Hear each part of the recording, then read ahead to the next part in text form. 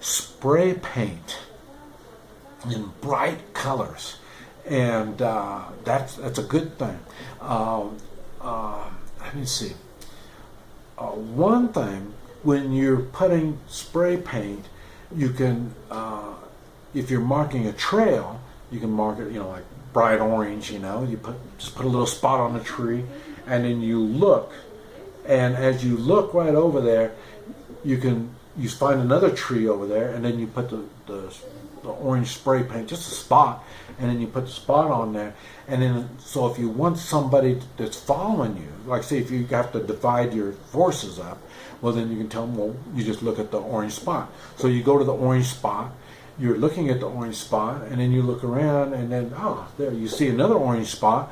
It could be 100 yards away. And so you see that orange spot, and then you go that way. And then you just continue going, and that's how you mark your trail. Also, you would use it on your perimeter.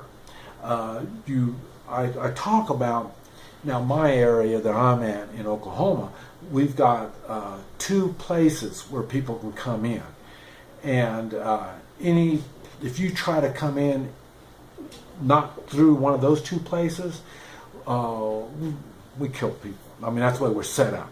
We have it set, if it's a shit hits the fan situation, you don't come in here. And we'll have signs out telling people. And then one of the things we're going to do is follow the orange spots. So in other words, you'll see the signs that follow the orange spot. When you don't follow the orange spot, you'll be considered a threat.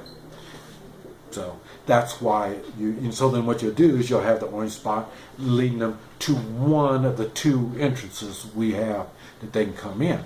Anything other than that, they must be, trying to sneak in. So that's another reason why the spray paint would work.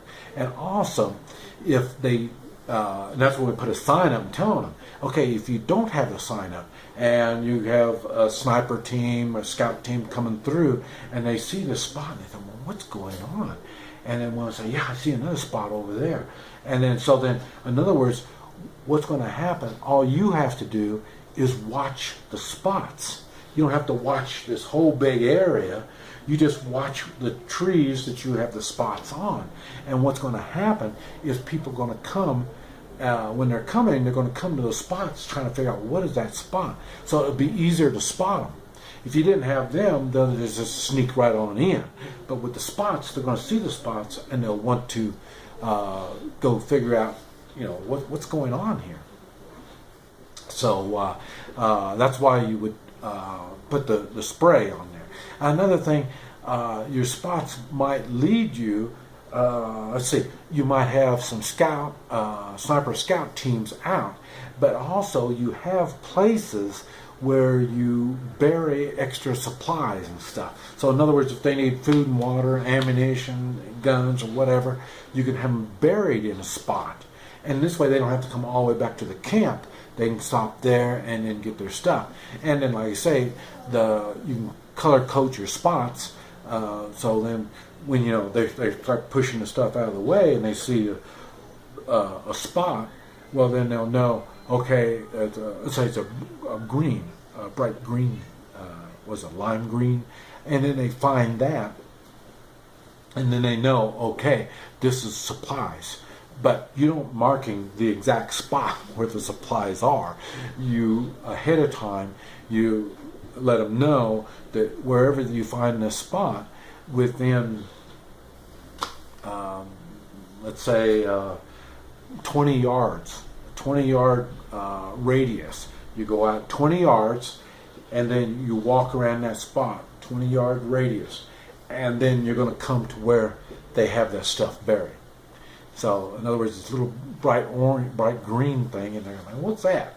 So then, but what it is, it's a sign telling you where the stuff is, and it'll be prearranged. You step 20 yards out, and then follow that all the way around, and you're going to find out where the stuff is buried. So that's another reason for the spray. Okay, door wedges. Wooden door wedges. Obviously they're just like, let's see, how can I do that? Like that, door wedge. And then when the door comes up on there, it stops the door. if you anytime, especially if you're in now, see, I'm in the country, so probably not going to do me a whole lot of good. But when you're in the city, this is the kind of stuff that's a good security device. Is that wooden wedge? It keeps you won't keep the door completely closed. You can lock it however you want to. It doesn't make any difference. But the thing is, you put that on there. So if they break in, they might break the door, but it'll go out so much, and then it'll spring back. So in other words, they just can't just break and then right on in. They're going to have to still fight the door. So that's where that'll work in good. Another thing is flares. Flares are very good. I like flares, especially if you got some gasoline somewhere. But like I say, you can flares. You've got the kind where you unscrew the thing and you pop them like that, and they pop out. Okay. Well, you can pop it like that too. So if you want to start a fire somewhere, and also they got them like a match, like a big match, and you screw the thing, and you strike it, and then it flares up. These all will start fires, and depending on the situation, you may want fires. In Vietnam, we used a lot of fires. Fires are really good for controlling the traffic coming into you. When you have a fire, they're not going to run through that fire. So, and another thing, you might use the fire to cause more smoke, and that's going to be another thing is smoke bombs. And we used a lot of smoke bombs in Vietnam. And the thing is, and they don't do it in the movies. And the reason they don't do it in the movies is you can't see nothing. Everything just gets all smoky and you don't see nothing. That's the idea. And so in Vietnam, that's why we used a lot of fires. We started a lot of fires, and we used a lot of smoke bombs. Because when there's so much smoke, nobody can see anything. Remember I told you, we did 3-man fire teams, 3 men to a team, and they were in one hole. And in other words, if you can't see where we're at, we're more than likely going to be a little safer than if you could see where we're at. You can shoot at us, you can throw hand grenades, you can mortars, you can do all kinds of stuff if you can see where we're at. But when you get enough smoke going, nobody can see anything going on. So that's why it's smoke bombs. And I carry smoke bombs. I have smoke bombs with me all the time. And it works in the city. I used smoke bombs when I was training SWAT teams. You fill the place up with smoke, they can't do anything. They can't see anything. So you need to smoke. Okay. You need food, MREs, meals ready to eat, and you can make them yourself. You can get on YouTube and you can see people show you all the different kinds of stuff you can make your own meals ready to eat, and just seal them up or put them in a gallons Ziploc bag. You can put it all in there. You can use the bag also. The bag is useful, but like I say, you can put all the now when I travel, I use peanut butter and crackers, and it keeps the diarrhea down, and it fills your belly, and it's pretty good. So that's what I'm saying. Look for stuff that you can put in your Ziploc bag with your meals ready to eat. You can use the bag to get water. Remember we told you get the 5-gallon bucket. You can just put it in your 1-gallon Ziploc bag and Ziploc it and put it in your backpack, or put it in a bag or whatever you want to. You already have it. You don't have the bulky canteens. In the old days we used canteens, but now really don't need canteens. You can use, that's why they use bladders. But like I say, that's what the Ziploc bag would be, a bladder. So you can use that. And also you need freeze-dried food. And the reason why I say freeze-dried food, they're lightweight. They keep don't want to say forever, but they stay at least 20 years. So, but like I say, so you have the food that's lightweight, and really I only use mine when it's emergency. I rather use the MREs before I would go to the freeze dried stuff. But and like I say, all this can be put in 5-gallon buckets, so it's no big deal. Another thing is wire. You're going to need wire, both lightweight, real lightweight, and you can use that to make snares. And you can also use other kinds of more heavier weight wire. And what now in Vietnam we used barbed wire. It comes in a big old bulky round thing, and but you could use just regular wire on that because it's hard to see. And what you do is you put it out, and it's used as a trip line. So when people are coming, even at night when they're sneaking up on you at night, and bam, they tripped and fell over a thing. So like I say, so the wire makes good trip wires, and of course you can wire things up, stuff like that. So figure on having some wire with you, and rope, nice good heavy rope. You're going to be tying things up, and so you're going to need some kind of rope like that. And rope is one of these things. If you need rope, there's not too many things else that'll take its place. A lot of things are multi-purpose and all this kind of stuff, but there's nothing that's going to take the place of a rope. I mean, a rope is a rope. Yeah, people will say, yeah, you get a vine and all that. Yeah, sounds good, but like I say, a rope comes in handy. So use rope and paracord.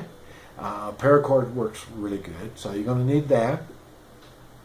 And let's see, gloves, extra gloves. You'd be surprised how you go through gloves.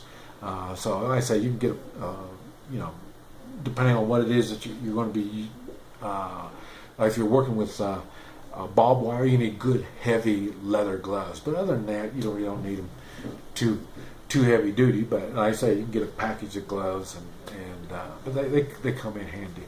And a little bit of extra clothing. You need to have that kind of stuff with you. Motion detectors. Oh man, motion detectors. I love motion detectors. I even have one here. I got the door open, and you have to come up the stairs to come in the door.